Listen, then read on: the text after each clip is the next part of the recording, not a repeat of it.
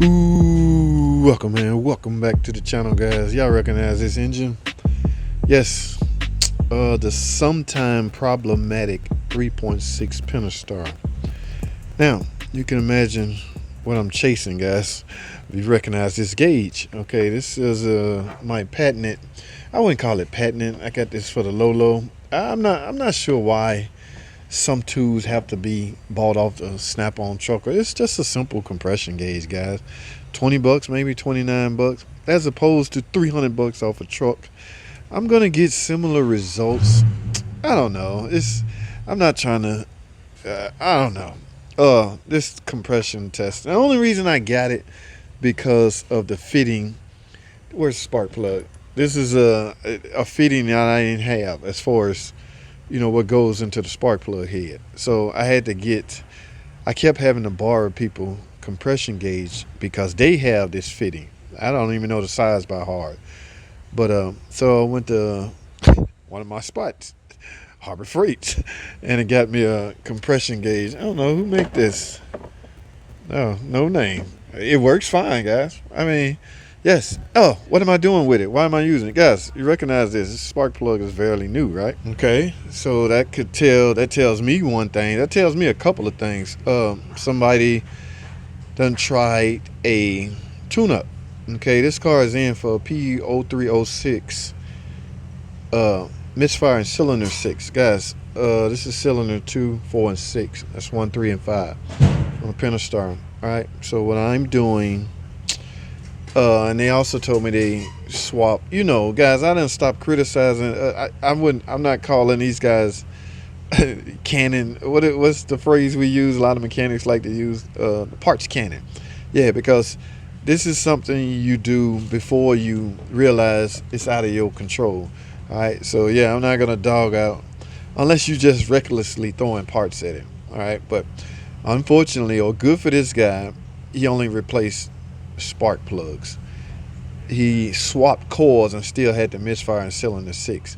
Now my thinking is, here's my rationale on that. If you can do spark plugs, remember the plenum will have to come off, right? You can do a compression test, right? Yeah, because if you got to take the spark plugs out anyway to do a compression test. So if he had a gauge or had access to a gauge, or even go to Harbor Freight and get one for 29 bucks, he could have, well, he'll still be at square one, because at this point it will be out of his control once he find out compression is low, which is what I found, guys. Okay, yes, compression is low on cylinder 6 as opposed to the other 5 cylinders. Now I'll be honest, I didn't do those. When you do a compression test, guys, you should do them all, okay, because you got to have something to compare it with.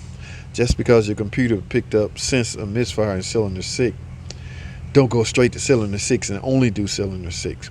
Like if I did this cylinder 6 only and it was low, and I say, oh, something wrong, how do I know what the other 5 cylinders are? So if nothing else, do a complete bank, okay? But you really should do them all. So where do I stand? I have low compression on cylinder 6. I don't know, should I show y'all this? See, that's the thing. I got footage of me running a compression test, and the compression test, it's kind of old school, guys. I get dogged out by, not so much dogged out, we have fun with it.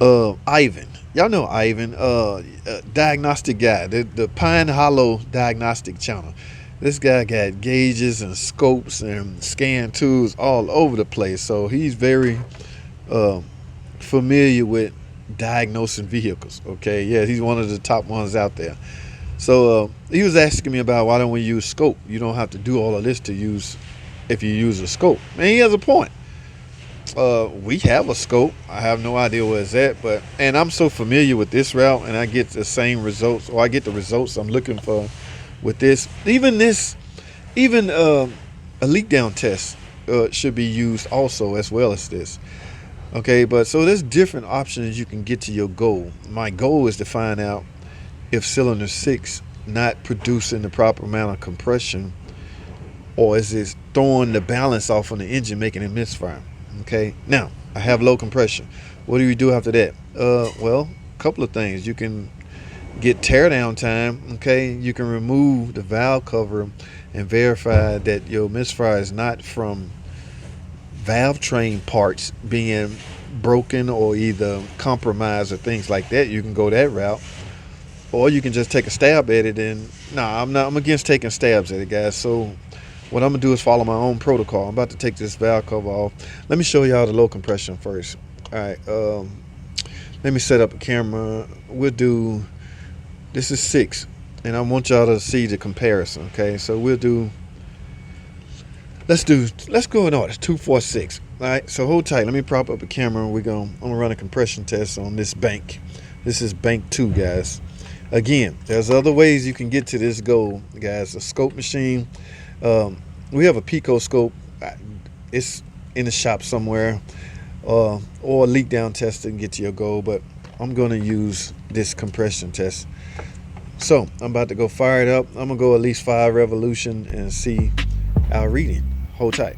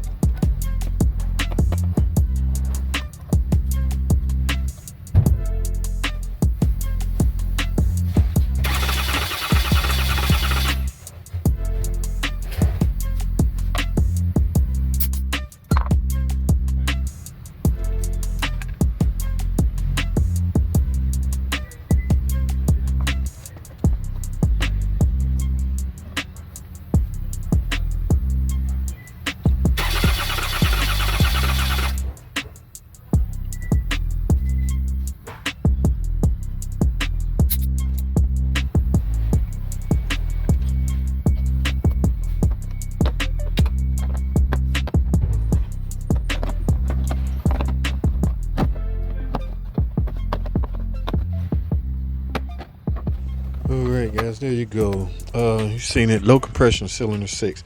Now what I'm about to do now is remove the valve cover and see if any valve train components loose. Now remember guys, there's other ways you can determine if you're getting an imbalanced signal out of a particular cylinder. Alright, I chose to go this route. Now let me get the valve cover off and let's look some more. Stay tuned.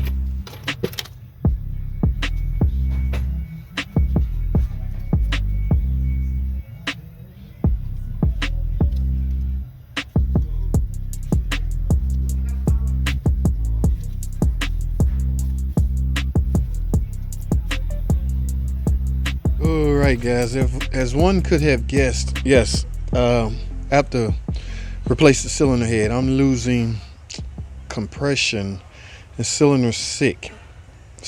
Okay, so I have the head all disassembled. Here you can see my valve train parts over here, guys. Be careful with this stuff. Some of the stuff like these should not have these nowhere near metal or magnetic. It's a lot of stuff can happen if you put valve train parts in the wrong place. So I'm in the process of removing this head. I'm getting ready to replace it. I'm in the process of replacing it. Like I said, we'll take a look at this. I want to say the exhaust valve. Now I did not run a leak down test. Leak down test will reveal where it's leaking, which valve it's leaking from, or if the piston rings are leaking, okay, which is highly unlikely, but that's a scenario. It could be leaking past the piston ring, the intake valve, or the exhaust valve. The history on this vehicle suggests it will be leaking at the exhaust valve, but we'll find out once I get it off. So right now, what we got here, I already got my parts, guys, so this has been approved. Yeah, the typical Pentastar head, guys. One would think, now again, this car has a lot of miles on it, but that's still no excuse for cylinder heads burning valves. Exhaust valve pitted, they crack, they get pit, they get extremely hot, and they fail. I don't know. It's a manufacturer's problem. The valve not built properly. I don't know. All right, well, I got head gaskets, intake gaskets, valve cover gaskets, and a cylinder head. All right, so let me get this head off, guys, so we can get cracking. Let's get it.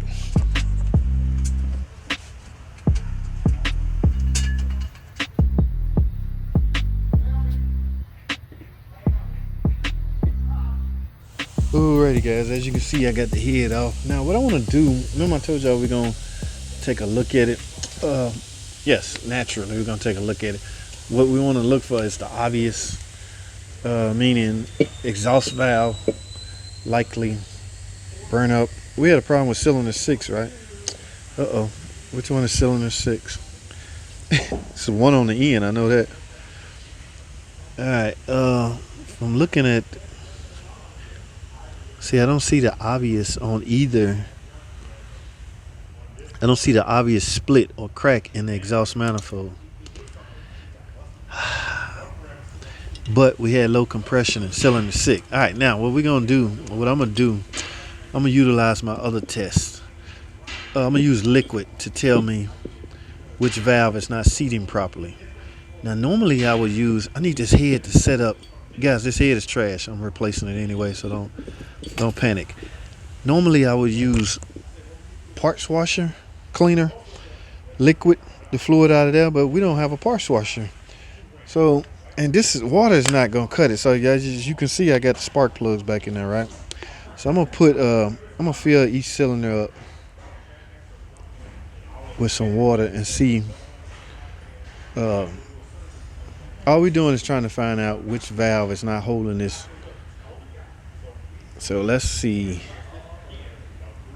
if you get water out of the exhaust side, then yeah, you know it's the exhaust valve. If you get it out of the intake side, you know it's the intake. All right, so now you can see already.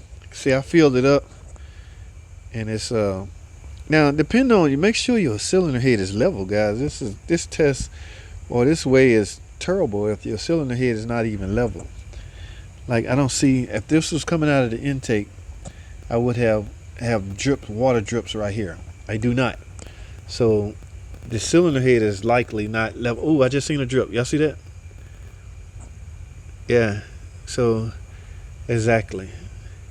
You can see it dripping right now before your eyes, and you can see my level going down on cylinder 6. I want y'all to see both. That's what I mean. That's how I perform a liquid test. That is dripping right before our eyes. So there's no TV or there's no camera tricks going on. As you can see, it's slowly going down. So in about 60 seconds, it's gonna be completely empty. But yep. So valve face to valve seat contact is poor, likely because of a burnt exhaust valve. Hence the reason why I'm replacing the head. All right, that's all I have, guys. Thanks for watching. Comment, subscribe. I'll see y'all in the next video.